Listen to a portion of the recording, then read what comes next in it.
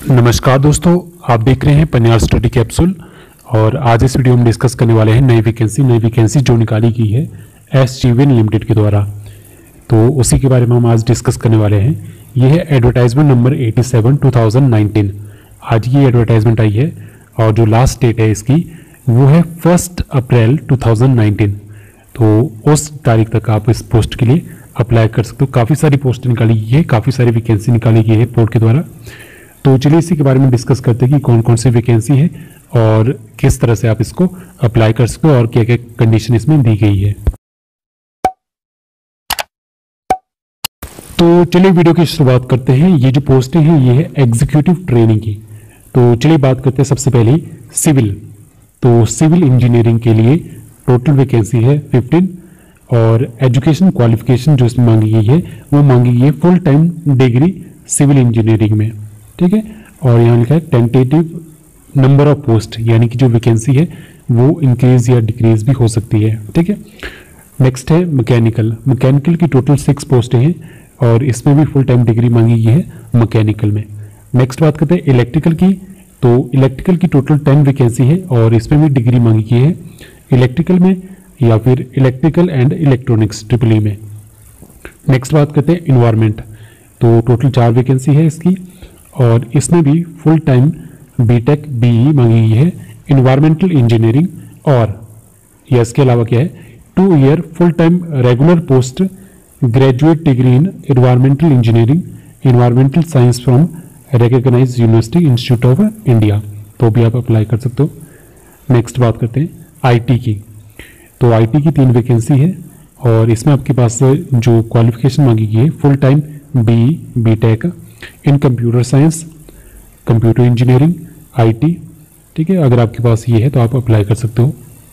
Next electronic and communication की 2 vacancy है और इसमें भी फुल टाइम बीई और बीटेक मांगी गई है ईसीई ब्रांच में।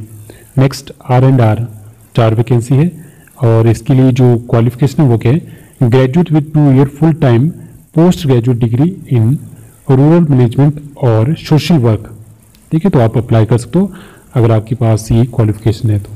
नेक्स्ट है F&A। टोटल 6 वैकेंसी है और क्वालिफिकेशन है CA ICWA CMA 2 year full time MBA with specialisation in finance and account की वैकेंसी है। नेक्स्ट है HR 6 वैकेंसी है और इसके लिए आपके पास क्या होनी चाहिए ग्रेजुएशन होनी चाहिए और साथ ही साथ 2 year full time MBA post graduate diploma in specialisation in personnel और HR। नेक्स्ट है लॉ की टोटल 5 वैकेंसी है और इसके लिए एसेंशियल क्वालिफिकेशन के graduate with 3 year full time diploma graduate degree in law from a recognised university और institute. Next है मेडिकल की 4 है और इसके लिए आपके पास क्वालिफिकेशन क्या होनी चाहिए MBBS और MD recognised by MCI। Next है सेफ्टी की 3 वैकेंसी है और इसमें जो क्वालिफिकेशन मांगी गई है वो है full time degree in engineering civil mechanical electrical with full time diploma in industrial safety recognised under industrial safety और फैक्ट्री एक्ट, ठीक है। तो आप इसके लिए अप्लाई कर सकते हो। तो ये तो बात होगी वैकेंसी की। तो चलिए इसके बाद नेक्स्ट बात करते हैं पैकेजेस में कितना मिलेगा। तो जो बेसिक पे रहेगी मिनिमम बेसिक पे वो 50,000 रहेगी और जो इन द स्केल ऑफ 50,000 3% और 1,60,000 एंड IDA, ठीक है। अलॉन्ग विद अलाउंस कितना मिलेगा 35%, ठीक है। तो यहाँ पे फुल डिटेल दी है तो किस तरह से आपका पे स्केल रहेगा और उसके बाद जब आप रेगुलर हो जाते हो तो उसके बाद पे स्केल रहेगा 60,000 के आसपास 3% और 1,80,000, ठीक है। नेक्स्ट और इसमें जो आपके पास डिग्री में जो परसेंटेज है वो जनरल कैटेगरी की बात करें तो 55% और जो अदर रिजर्व कैटेगरी है उनके लिए 50% है। नेक्स्ट सिलेक्शन प्रोसेस की बात करें तो कंप्यूटर बेस्ड टेस्ट कंडक्ट किया जाएगा और ये ऑल ओवर इंडिया के लिए है। टेस्ट सेंटर्स में क्या क्या है तो टेस्ट सेंटर की बात करें तो दिल्ली नोएडा गुरुग्राम दिल्ली और हिमाचल प्रदेश की बात करें तो बद्दी बिलासपुर हमीरपुर कांगड़ा कुल्लू मंडी पालमपुर शिमला सोलन। देहरादून की बात करें तो चंडीगढ़ मोहाली, ठीक है। तो इस तरह से आप इन सेंटर को चूज़ कर सकते हो। तो बेसिकली आपको 2 सेंटर प्रेफर करने पड़ेंगे तो उस हिसाब से आपको चूज़ किया जाएगा कि आपका जो एग्ज़ाम होगा वो कौन से सेंटर में दिया जाएगा। नेक्स्ट बात करते हैं कंप्यूटर बेस्ड टेस्ट की। तो इसमें दो पार्ट रहेंगे। एक पार्ट में आपको जिस भी डिग्री से आप बिलोंग करते हो उससे रिलेटेड यानी ट्रेड रिलेटेड आपसे क्वेश्चन पूछे जाएंगे, और जो 30 क्वेश्चन रहेंगे वो मल्टीपल चॉइस क्वेश्चन ही रहेंगे, और ये होंगे एग्जीक्यूटिव एप्टीट्यूड से रिलेटेड। नेक्स्ट उसके बाद सीबीटी के बाद क्या होगा, ग्रुप डिस्कशन और पर्सनल इंटरव्यू। ठीक है, ग्रुप डिस्कशन भी कराई जाएगी और पर्सनल इंटरव्यू भी करवाया जाएगा। और एज लिमिट क्या है, अपर एज लिमिट है 30 ईयर, 30 साल। ठीक है, तो चलिए नेक्स्ट बात करते हैं। नेक्स्ट बात करते हैं वैकेंसी डिस्ट्रीब्यूशन की। तो सबसे पहले बात करते हैं सिविल की। तो सिविल में एससी की 3 है, एसटी की 1 है, ओबीसी की 3 है, अनरिजर्व की 6 है, और ईडब्ल्यूएस यानी इकोनॉमिकली वीकर सेक्शन जो भी हाल ही में बिल पास किया गया था तो उसकी 2 वैकेंसी है। मैकेनिकल में एससी की 0, एसटी की 1, ओबीसी की 2, अनरिजर्व की 2 और ईडब्ल्यूएस की 1 है। इलेक्ट्रिकल में बात करें एससी की 1, एसटी की 1, ओबीसी की 3, अनरिजर्व की 5 और ईडब्ल्यूएस की 0। इन्वायरमेंटल में सिर्फ अनरिजर्व की 3 है और ईडब्ल्यूएस की 1 है। आईटी में बात करें तो इसमें ओबीसी, अनरिजर्व और ईडब्ल्यूएस की 1-1 वैकेंसी है। ईएनसी में बात करें तो अनरिजर्व की 2 वैकेंसी है, बाकी कोई भी नहीं है। आरएनआर की बात करें तो एससी में 1 है और अनरिजर्व में 2, ईडब्ल्यूएस में 1 वैकेंसी है। एफ&ए की बात करें तो ओबीसी में 1, अनरिजर्व में 5। एचआर की बात करें एचआर की बात करें तो एसटी ओबीसी में 1-1 है, अनरिजर्व के लिए 4। लॉ की बात करें तो अनरिजर्व के लिए 4 और ओबीसी के लिए 1। मेडिकल की बात करें तो ओबीसी के लिए 1 और अनरिजर्व के लिए 3। सेफ्टी की बात करें तो एससी के लिए 1 और अनरिजर्व के लिए 2। नेक्स्ट बात करें रिलैक्सेशन की। तो अपर एज में रिलैक्सेशन मिल जाएगी एससी और एसटी को 5 साल की, और फिजिकली चैलेंज्ड कोई है तो उन्हें 10 साल की एज रिलैक्सेशन दी गई है। ठीक है, जनरल कैटेगरी के लिए, और 13 साल की रिलैक्सेशन है ओबीसी के लिए, और 15 साल की रिलैक्सेशन है एससी एसटी कैटेगरी के लिए जो फिजिकली चैलेंज्ड है। ठीक है, उसके बाद क्या लिखा है, for SC ST physically challenged no application fee will be payable. यानी कोई अगर एससी एसटी में बिलोंग करता है और फिजिकली चैलेंज है तो उन्हें कोई भी फीस नहीं देनी पड़ेगी। ठीक है, तो इस तरह से इसमें कुछ एक चीज़ें बताई गई है।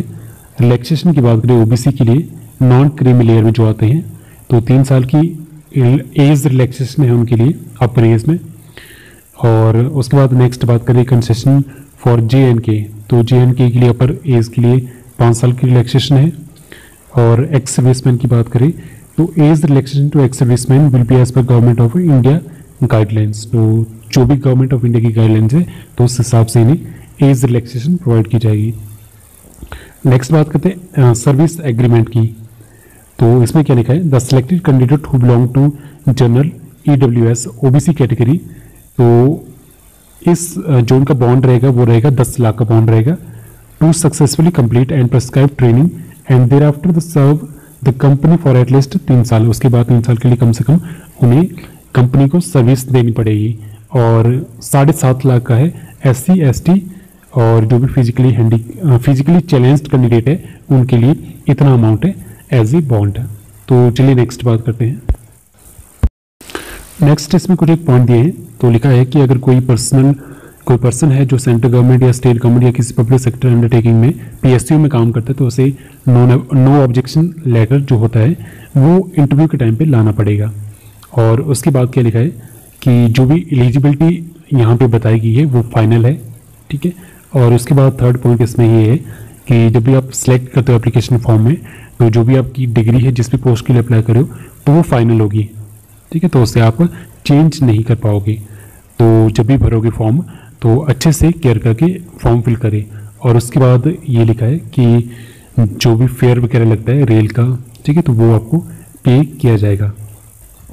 नेक्स्ट इसमें क्या लिखा है कि अप्लाई कौन कर सकते हैं, तो ऑल ओवर इंडिया कोई भी अप्लाई कर सकते हैं। ठीक है, उसके बाद नेक्स्ट बात करते हैं एप्लीकेशन फ़ी की। वो एप्लीकेशन फ़ी के बारे में पॉइंट 11 में दिया गया है जिसमें लिखा है कि जनरल इकोनॉमिकली वीकर सेक्शन और ओबीसी कैटेगरी की जो भी कैंडिडेट है तो उन्हें फीस देनी पड़ेगी 600 प्लस कुछ एक जीएसटी कटेगा। और ये जो फीस है ये नॉन रिफंडेबल फ़ी है। उसके बाद बात करते हैं एससी एसटी पीडब्ल्यूडी कैंडिडेट। ठीक है, तो उन्हें कोई भी फीस नहीं देनी पड़ेगी और आप अप्लाई कर सकते हो। एस7 की जो वेबसाइट है वहाँ से आप अप्लाई कर सकते हो इस पोस्ट के लिए। और जो पेमेंट है वो आप debit card, credit card, net banking के थ्रू कर सकते हो। ठीक है, और अगर आपको कोई भी डाउट हो तो आप कमेंट सेक्शन में कमेंट करके बता सकते हो। So thank you so much.